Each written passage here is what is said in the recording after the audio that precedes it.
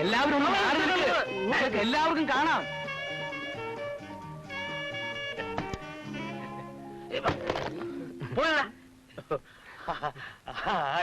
രൂപ അമ്മാവും കൊടുത്തു മോനെ. ഞാൻ അറിഞ്ഞു. പെട്ടിക്കെടുത്തോ പെട്ടിക്കെടുത്തോ. സാരമല്ല, വേറെ ഉണ്ട് വേറെ ഉണ്ട്.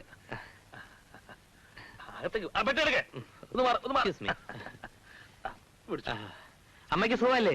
ആഹാ, അമ്മായി നന്ദിനി എല്ലാരും ഉണ്ടല്ലോ. കൊണ്ടുവരൂ കൊണ്ടുവരൂ. അകത്തേക്ക് അകത്തേക്ക് പെട്ടികളൊക്കെ അകത്തേക്ക് പോട്ടെ. അല്ല, ഇവിടെ വെച്ചോളൂ. ഇവിടെ വെച്ച വേണ്ട, ഇവിടെ വയ്ക്കാം. ഇവിടെ വെച്ചോളൂ. അല്ല മാവ, എന്നെ കാണാമെന്ന് ഈ പാവങ്ങൾക്ക് ഞാൻ എന്തെങ്കിലും കൊടുക്കട്ടെ? സൂക്ഷിച്ചിറക്കണേ സൂക്ഷിച്ചിറക്കണേ. പൊട്ടിക്കാൻ സാറേ, കാറിന്റെ വാടക 1000 രൂപ കിട്ടിയില്ലേ? കിട്ടി. 1000 രൂപയോ?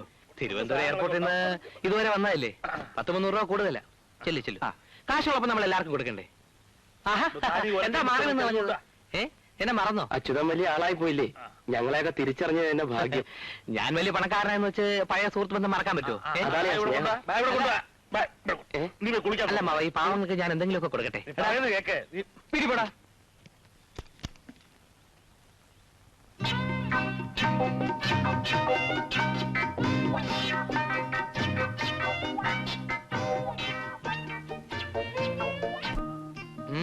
നീ അങ്ങ് വളർന്നു പോയില്ലടി വെച്ചേ.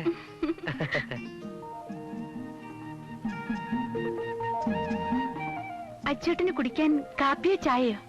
എനിക്ക് കുടിക്കാൻ ഒരു ഗ്ലാസ് മോര് മതി. കണ്ടോ ശങ്കര, പഴയതൊന്നും മറന്നിട്ടില്ല. മോര് മതി ഇന്ന്. അച്ഛനല്ല, സംസാരത്തിന് പോലും ഒരു മാറ്റമില്ല. പഴയതൊക്കെ അത്ര പെട്ടെന്ന് മറക്കാൻ പറ്റുമോ അമ്മാവ? അല്ലേ അമ്മേ? അമ്മാവ, ഈ പാവങ്ങൾക്ക് എല്ലാവർക്കും ഓരോ വാച്ച് കൊടുത്തേക്കട്ടെ. എന്താ? ഒരു റിസ്റ്റ് വാച്ചേ. നിന്റെ നിലയ്ക്ക് ഭ്രാന്ത് പിടിച്ചു വെച്ചതാ. കൊടുക്കുന്നേ കൊടുക്കട്ടെ, ഓരോരുത്തരുടെ ആഗ്രഹമല്ലേ. ദയവ് ചെയ്ത് വീട്ടിൽ പോടാ. എന്തെങ്കിലും ഞാൻ കൊണ്ടുവരാം. ഇയാള് ശരിയാവില്ല.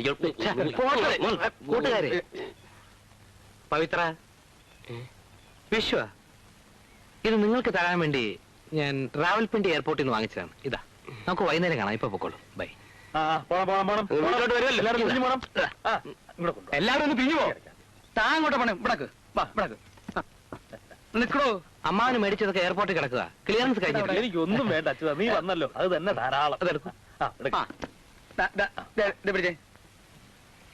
ഇങ്ങനെ മാറിക്കടോ. ഇത് കിട്ടുവാടോ. അതെടുക്കും. അത് കളർ ഭാരം കൂടുതലാണ്. പിടിക്കും. സൂക്ഷിച്ചു.